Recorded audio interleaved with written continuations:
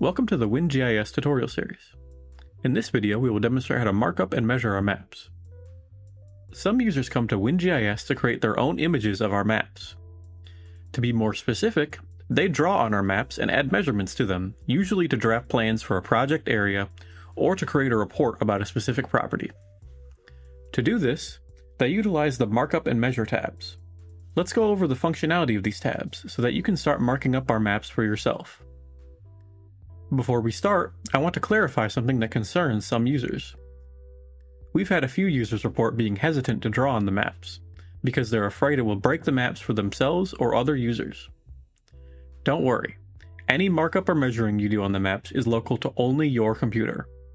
Furthermore, if you refresh or close the page, you'll erase any drawings or measurements you've created. To put it short, you can draw to your heart's content without impacting the maps permanently. Now, let's start with the Markup tab. The Markup tab is designed to add simple graphics to a map. There are 7 different graphics buttons, which I'll show off from left to right. There's the self-explanatory point button, which places a dot on the map. The text button, which allows you to write custom text to display on the map. The line button, which allows you to draw a single or multi-segmented line. The polygon button, which allows you to draw a shape by placing its corners. The square button, which draws a rectangle or a square. The circle button, which draws a circle or an oval. And finally, the highlight button, which highlights a feature on the map. Here's a few tips for drawing these graphics. You can click on an already placed text box to update its text. Note that you'll need to click away from the text graphic for it to update. When drawing a line or a polygon, you'll need to double-click your mouse in order to complete the drawing.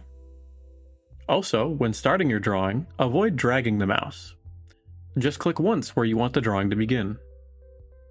To add a corner or line segment, just click once. Double-click at the location you'd like your drawing to end.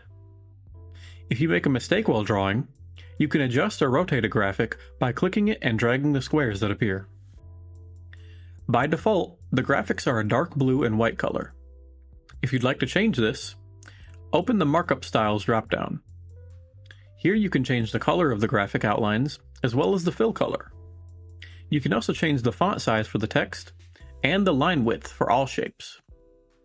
The second dropdown is a more specific tool designed for creating reports. This tool allows you to enter a list of parcel identification numbers, separated by spaces, commas, or semicolons, and highlight their corresponding parcels all at once on the map. If you ever want to remove all the graphics you've drawn without refreshing the map, we provide a button to clear all of it at once. Now, let's talk about the Measuring tab. The Measuring tab is very similar to the Markup tab, except it displays measurements alongside the graphics. You draw these measurements the same way, double-clicking to complete a measurement.